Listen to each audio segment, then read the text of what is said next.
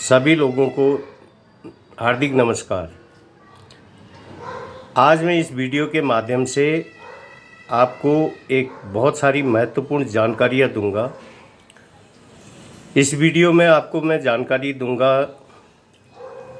जैसा कि मेरे पास YouTube और WhatsApp के माध्यम से, चैनलों के माध्यम से बहुत सारे फ़ोन आते रहते हैं और उसमें जो है मेरे को लोग कई जो है पूछते रहते हैं कि कैसे हमारा जो जायज़ हक़ है कैसे मिलेगा, कब मिलेगा। ख़ासकर जो मैं ये भी जानकारी दूंगा, पारिवारिक पेंशन से जुड़ी महत्वपूर्ण जानकारी। अगर केंद्र सरकार के कर्मचारी की मौत हो जाती है, उसके परिवार में जो है उसकी पत्नी की भी मौत हो जाती है, तो बच्चों को कैसे पेंशन मिलती है, और ये सब जानकारी दूंगा। इसके अलावा असम राइफ़ल के बारे में जो बहुत सारे लोगों ने फ़ोन किए हैं कि हमारा जायज़ हक़ कब मिलेगा, पुराने लोगों की जो बेसिक पेंशन विसंगति का क्या होगा, रिवीजन का क्या होगा, प्रमोशन विसंगति का क्या होगा, कब होगा। MOD ऑपरेशन कमांड के होने के कारण असम राइफ़ल 2004 के बाद के जो भर्ती वालों का जो OPS पेंशन का क्या होगा, NPS, तो NPS से OPS में कैसे ले जाएंगे हमको, और जो अभी नया शुरू हुआ है pension scheme, unified pension scheme के बारे में जानकारी दूंगा। तो बहुत सारे सोशल मीडिया के माध्यम से जो है मुझे मैंने जो है के लोगों की जो मार्गदर्शन राय और जो सोशल मीडिया में जो समाचार दिए हैं उसके हिसाब से, और ये सब मिला करके मैंने ये जानकारी इकट्ठी की है, तो आपके सामने लेकर आया हूँ। तो आप लोगों के जो जायज़ पॉइंट हैं बहुत सारे असम राइफ़ल के लोगों के, और जायज़ हैं और मौलिक हैं और लोकतांत्रिक संवैधानिक भी हैं। सबसे पहले NPS वालों को मैं जानकारी दे दूं कि कल परसों हमारे जनरल सेक्रेटरी साहब का एक वीडियो देखा था। उन्होंने कहा था कि NPS में जो बेसिक पेंशन का आपको 10% देना होता है और 14% सरकार उसमें जमा करती थी पहले, अब 18% करेगी। तो उसका पैसा फिर मार्केट में जो लगता है, शेयर मार्केट वगैरह में, उसमें जो भी मुनाफा होता है वो फंड आपको रिटायरमेंट के बाद समय दिया जाता है। उसमें आपकी जो पेंशन बनेगी तो वो उसी हिसाब से बनेगी। तो वो OPS से ज़्यादा भी बन सकती है, कम भी बन सकती है। जहाँ तक 10% का सवाल है तो ये सरकार इसमें 18% देती है, तो ये जो है अभी ज़्यादा हो गया। पहले 10% तो अच्छी बात है ये। तो बहुत से लोगों का मानना है कि असम राइफ़ल के जो NPS के लोग बहुत सारे संतुष्ट नहीं हैं। वो कहते हैं कि MOD ऑपरेशनल कमांड के अंदर ऑप्शन होने के कारण असम राइफ़ल के लिए जायज़ मौलिक हक़ है OPS, तो इसके लिए अभी जो 2004 में जो भर्ती हुए थे वो 2024 में उनको 20 साल हो गए हैं, और बहुत सारे लोग उसमें सेवानिवृत्त हो रहे होंगे। लेकिन खासकर ऑपरेशनल ट्रेड वर्ग के लोग ज़्यादा अभी परेशानी के कारण 20 साल के बाद अधिकतर लोग रिटायरमेंट लेना शुरू कर रहे हैं। तो ये उन लोगों से मेरी गुजारिश है कि एक फ़ौज का जो डिसिप्लिन है, सैनिक के होने के नाते अपना अनुशासन बनाते हुए अपने जायज़ हक़ की आवाज़ को सिस्टम के महत्वपूर्ण लोगों तक ले जाना है, और उसके लिए आप पुराने लोगों की का मार्गदर्शन मदद ले सकते हैं। लेकिन कोई भी अनुशासनहीन अनैतिक काम नहीं करना है, और ये जायज़ है। और सरकार के महत्वपूर्ण लोगों तक आपकी ढंग से, सही तरह से आवाज़ पहुंचेगी तो एक न एक दिन अवश्य आपको ये मिलेगा। तो आपका जायज़ हक है, लेकिन आपको संगठित होकर के अनुशासन पूर्वक जो सही है, जो मौलिक है, जो लोकतांत्रिक है, जो संवैधानिक, न्यायिक और नैतिक और मानवीय है, उसका ध्यान रखना है, उस विषय को लेकर आगे बढ़ना है। अगला बिंदु है कि पुराने लोगों की जो बेसिक पेंशन रिवीजन के विषय में लोगों के पॉइंट आए हैं, मेरे को पूछा है, तो इसके लिए इसका क्या होगा। तो इसके लिए मैंने पहले भी वीडियो डाले थे। पेंशन रिवीजन के लिए सरकार ऑर्डर दे सकती है, लेकिन आप लोग एकजुट रहेंगे, संगठित रहेंगे, डिसिप्लिन रहेंगे तो हालांकि मैं अरेवा संस्था का मेंबर हूँ, मैं एक एक्टिव मेंबर हूँ। मैंने बरसों तक अरेवा में काम किया है, योगदान दिया है हर साइड से, लेकिन ऐसा होता है कि अलग अलग संस्था भी बनती हैं, तो उसमें मिल करके जिस तरह से देश की सरकार रो में कई पार्टियों को मिलाकर कोऑर्डिनेशन जो सरकारें बनती हैं, तो अलायंस बनती है, उसी तरह से मेल मिलाप से क्यों नहीं हो सकता। संस्थाओं में भी 2-3 संस्थाएं, 4 संस्थाएं बन भी जाएंगी, तो एक साथ मिल करके जो असम राइफल की सिस्टम व्यवस्था में जो जायज़ सुधार लाने के लिए ये कर सकते हैं। तो इस संबंध में देश के महत्वपूर्ण पदों में बैठे हुए लोगों की क्या मत है, क्या विचार है, उसे भी ध्यान रखना होगा। लेकिन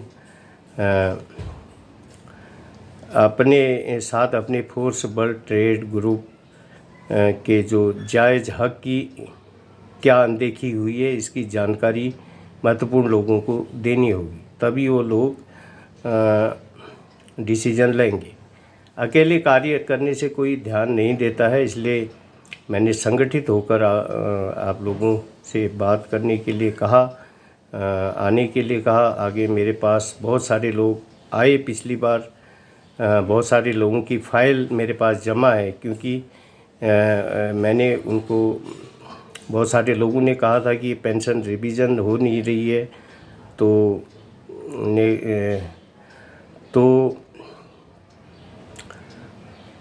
रिवीजन करके भी डिपार्टमेंट से अगर ये समाधान हो सकता है, डिपार्टमेंटल जो रिवीजन ला करके इसमें, और जायज़ पेंशन इसमें हो सकती है पुराने लोगों की, तो ये जो है, तो ये मैंने कहा था कि एक 200-400 लोग मिल करके उत्तराखंड हाई कोर्ट में हम इस पेंशन रिवीजन संबंधित मुद्दे को ले जाएंगे और ये ऑर्डर देंगे हमको, ये जायज़ है हमारा, तो इसमें हमें मिल सकता है। लेकिन बहुत सारे लोगों ने तो मुझे फाइलें दी हैं, लगभग 20-25 लोगों ने तो अपना डिटेल दिया है, वो आए थे, लेकिन फिर भी ये कम है, तो कम से कम 200-400 लोग होंगे, तो इसमें जो वकील भी फीस इंडिविजुअल को कम देनी पड़ेगी, क्योंकि फ़ीस बढ़ जाएगी तो इसमें बढ़ जाएगी फीस, फिर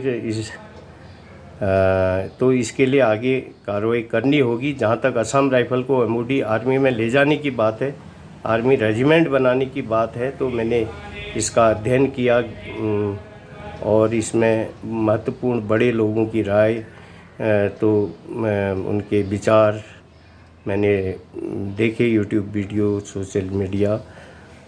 तो एक तो यह है कि रक्षा मंत्रालय का कहना है और गृह मंत्रालय का कहना है कि CCS, मैंने बताया था CCS के बारे में, आप मेरे पुराने वीडियो देखें। CCS यानी कैबिनेट कमेटी ऑन सिक्योरिटी जो डिसीजन लेगी वो रक्षा मंत्रालय, गृह मंत्रालय को मान्य होगा, ऐसा उन्होंने कहा है। तो क्योंकि पिछली बार जो हमारे जो दिल्ली हाई कोर्ट में केस है संस्था का, तो उस पे भी ये कहा गया है, तो गृह मंत्रालय और रक्षा मंत्रालय ने कहा है। तो आने वाले समय में CCS इस मुद्दे पर बैठक होगी, तो इसमें हल ज़रूर निकलेगा। तो जहाँ तक इस मसले को अदालत में ले जाने की बात है तो इसमें बड़े लोगों का मार्गदर्शन आवश्यक है। तो इसलिए जो है तो अगला बिंदु जो है कि प्रमोशन विसंगति के लिए बहुत सारे रिटायरमेंट लोग नाखुश हैं और वो एक से क्वालिफाइड लोग हैं, ऑल राउंड लोग हैं और ऑल फर्स्ट हैं, जिन्होंने फ़ौज की सारी अपनी योग्यता को पास किया है और जो लगातार विषम परिस्थितियों में देश की सेवा भी की है। तो ऑपरेशन इलाकों में वो सब हो, चाहे चाइना बॉर्डर -डिग्री टेम्परेचर हो, चाहे जम्मू कश्मीर, श्रीलंका, हैती हो, बहुत सारे लोग वहाँ भी गए हैं। तो इसमें जो है CCS गृह मंत्रालय और रक्षा मंत्रालय का कहना है कि CCS जो डिसीजन लेगा, कैबिनेट कमेटी ऑन सिक्योरिटी, यानी कि जिसके देश के प्रधानमंत्री जो है अध्यक्ष होते हैं, बाकी गृह मंत्री महोदय और रक्षा मंत्री महोदय और वित्त मंत्री महोदय और जो NSA होते हैं, नेशनल सिक्योरिटी एडवाइज़र, और प्रधान इसमें मेंबर वो होते हैं और प्रधानमंत्री महोदय इसमें जो है अध्यक्ष होते हैं। तो ये अगर डिसीजन जो भी लेगी वो रक्षा मंत्रालय और गृह मंत्रालय को मान्य होगा, उन्होंने कहा है। और आगे जो असम राइफल में जो परमानेंट मेडिकल कैटेगरी थे, उनको DGR में बुलाकर उनका मेडिकल रिव्यू बोर्ड किया गया है। बहुत सारे लोगों का उनको अभी अमाउंट पैसा देने के लिए उनको परसेंटेज वाइज डॉक्टर साहब ने जो उनको सर्टिफिकेट दिया होगा कि इतना मिलेगा, इतना %, तो उस हिसाब से उनको पैसा मिल रहा है। तो उनको बहुत बधाई है और एक लमसम अमाउंट उन्हें मिलेगा। तो बहुत सारे परमानेंट मेडिकल कैटेगरी के लोगों को शिलांग में बुलाकर तो उनका वोट किया गया। तो बहुत सारे लोगों का मुझे सदस्यों का जो है मुझे फ़ोन आया, हमारे असम राइफल के 2-3 खास हाल में आए हैं फ़ोन, तो कि कम्यूटेशन जो 15 साल में पूरा होने के बाद भी वो कम्यूटेशन उनका कटते जा रहा है। और तो इसके लिए क्या करें? तो इसके लिए सभी को पता है कि हमारे को सोल्जर वोट सुविधा नहीं है। बहुत सारी जगह पे हमारे वहाँ पर जो काम करने वाले लोग नहीं हैं और बहुत सारे लोग जगह क्लर्क होते हैं जहाँ वहाँ वो कर देते हैं, डॉक्यूमेंट बना के भेज देते हैं। तो वो असमंजस की स्थिति में है, इसमें क्या करें? तो उनको मैं राय देता हूँ कि सबसे पहले आप अपने बैंक में जाएं, अपने जो पेंशन डीलिंग क्लर्क से मिलें और उन्हें बताएं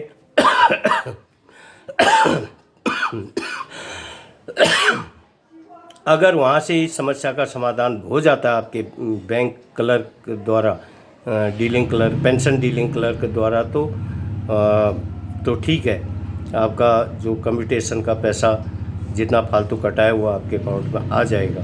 और नहीं तो आप बैंक से एक अपना स्टेटमेंट निकलवाएं, उसमें दिखा रखा होगा, उसमें दिखाया जाता है कि आपका पेंशन कम्यूटेशन कितना कट रहा है, कब से कट रहा है और कब तक कटेगा।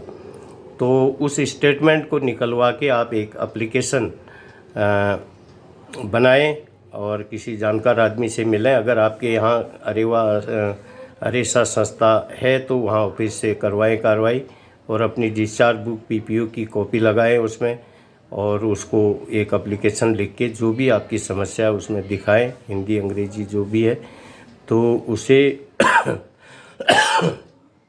Record officer pension grievances director general Assam rifle Shillong Meghalaya pin 793011 पर भेजें अपनी शिकायत को। फिर बता रहा हूँ, pension grievances director general Assam rifle Shillong. तो खांसी होगी तो उसकी एक रसीद अपने पास रखें और एक कॉपी और एक एप्लीकेशन की फ़ोटो कॉपी भी अपने पास रखें, ताकि बाद में अगर आपका काम नहीं हुआ तो रिमाइंडर दिया जा सकेगा।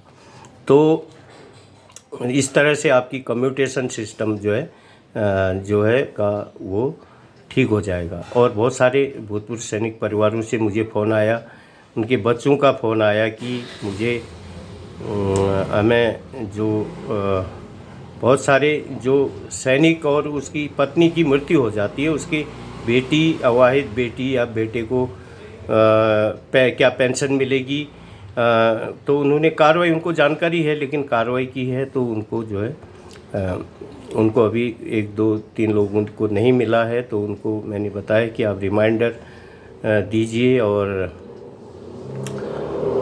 जो है आप अगर ऐसे नहीं होता है तो आप director general Assam rifle Shillong जा कर के डीजी साहब का जो है अपॉइंटमेंट दे करके आप अपनी समस्या का समाधान करवा सकते हैं। और जिससे पहले आप वहाँ शिलोंग में जाके record pension grievance cell head clerk महोदय को, बाबूजी को मिलें, उसके बाद वो क्या बताते हैं। और अगर नहीं होता है वहाँ से तो रिकॉर्ड ऑफिसर महोदय को मिलें, फिर नहीं होता तो डीजी साहब से मिलें।